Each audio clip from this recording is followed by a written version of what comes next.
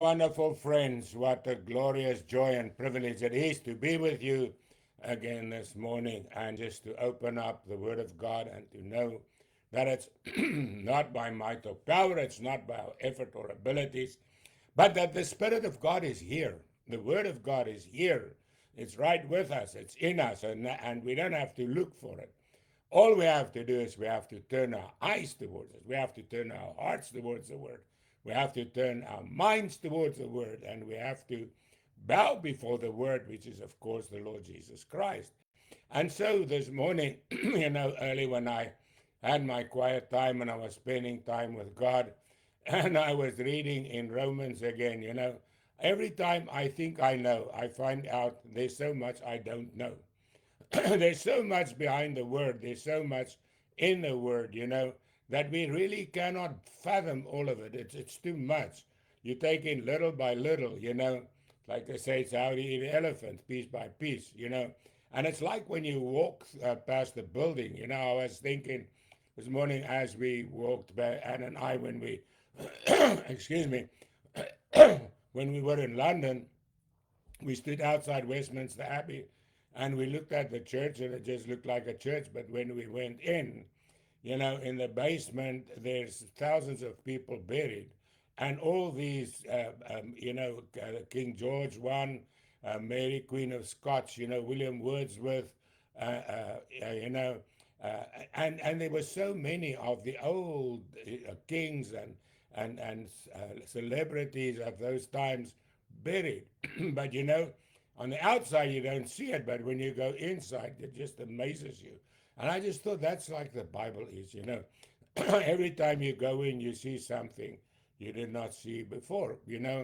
But this morning, as I was reading in Romans 4, I was reading about where David writes and he says, "Blessed are those whose lawless deeds are forgiven and whose sins are covered. Blessed is the man to whom the Lord shall not impute sin." Now, what does blessing mean? Blessing means favor, it means love, it means grace, it means being favored by God, and not only that, being given by God what we don't have, right? And the blessing of God, because David talks about here, and Paul is writing about, is the blessedness of sins forgiven. I never saw it where it says in verse, does this blessedness. And then I realized that the blessing of God is more than just an act. It's an eternal, not only part of the covenant, but it's an eternal presence, this blessedness of God.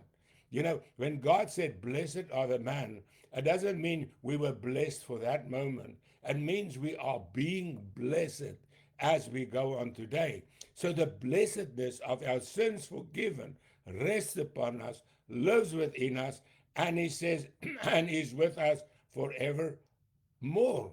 Because Paul comes and he says, now does this blessedness then come upon the circumcised only? He says, or upon the uncircumcised? He says, well, we say it was accounted to Abraham for righteousness. Because now what is Paul saying here? He says, this blessedness of sins forgiven brings fruit. And what is the fruit? Righteousness. In other words, the blessing of sins forgiven brings forth now a new righteousness that we never had, to stand in a right position with God and the right position with yourself. You see, because to be righteous, you have to be, first of all, in the right position with God, with your fellow man, and of course with yourself. And I think that's the hardest one, is to be righteous with yourself, because you know yourself the best. You know all your weaknesses and shortcomings. But the thing is, my righteousness with God is not based on my performance. It's not based on my actions. It's based on my faith in Jesus Christ. That's what Paul says here. He says the faith was accounted to Abraham for righteousness. In other words, our faith in Jesus Christ, our faith in his perfect work on Calvary, our faith in the power of his blood, our faith in the power of the resurrection, our faith in his ascension to heaven, our faith in his return. That is the blessedness that Paul is talking about here. Because it's not only an event once and happening, no, it's an eternal event. Something that happened in the past is happening right now, and it will happen in the future. When we read in 1 John 1 verse 7, where John writes about, he says, if we walk in the light as he's in the light, the blood of his son Jesus Christ cleanses us from all sin. Now that tense in Greek, you cannot find it in English. Excuse me. What it says there, it says this blood has cleansed us, is cleansing us, and will cleanse us. You see, it's a tense that encompasses past, present, and future in one tense. In other words, what happened in the past is happening now, and it will happen in the future. And that is what he's talking about here. This blessedness was not only for the past, it's for right now, and it will be for just now. You see, and that's a miracle of walking with Christ. He's here now. He's going to be here. He was here when I was saved. He's here now, and he's going to be here wherever I go. I'm going to walk with him, you see. And it says, was accounted to Abraham for righteousness. Now I'm righteous, right? And myself, I know I mess up, but my righteousness is not based on my performance. It's based on what? Faith. I believe what Jesus did. And that is why. He says, but how was it accounted to him? Now, who accounts it? God. We just receive it. It's God that did the job. It's God that gives it. All we need to do is to take it and believe it. That's all he says. He says, well, he was circumcised or uncircumcised. No. He says he received what? A seal of righteousness. Now, what's that seal? The seal of faith. And what's that? The Holy Spirit.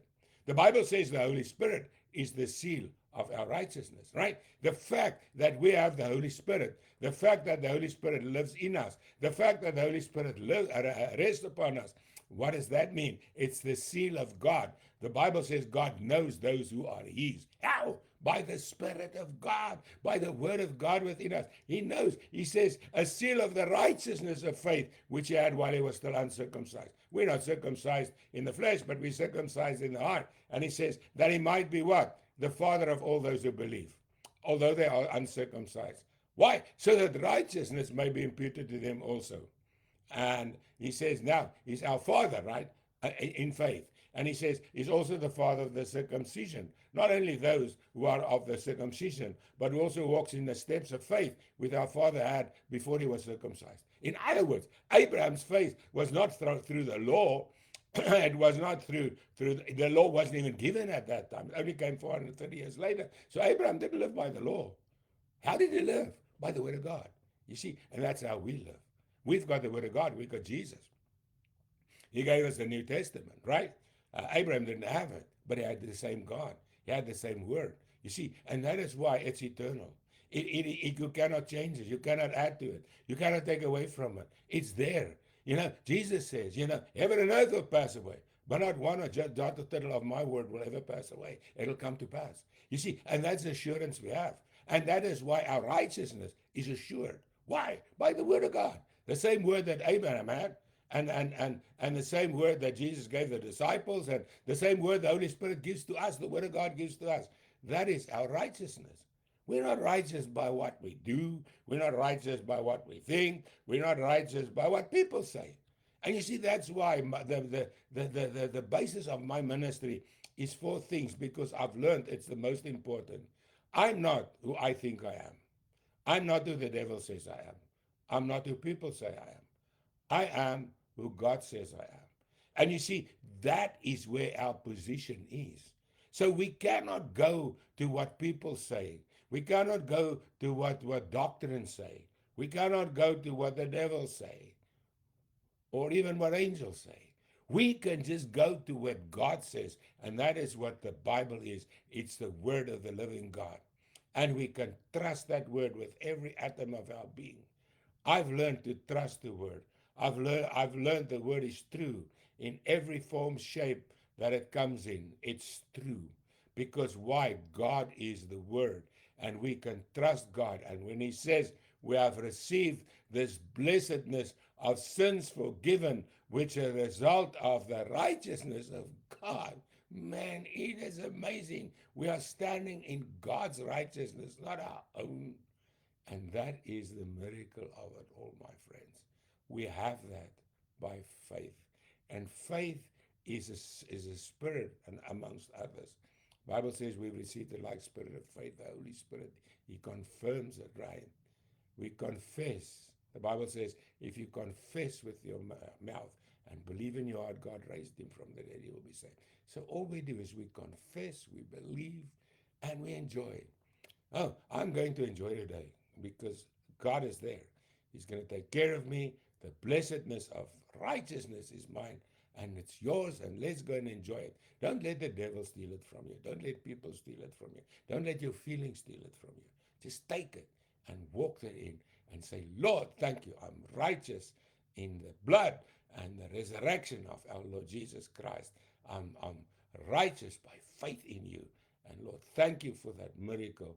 We bless you and we honor you. We glorify your holy name now and forevermore. Amen. Have a most awesome and a wonderful day in our Lord Jesus Christ.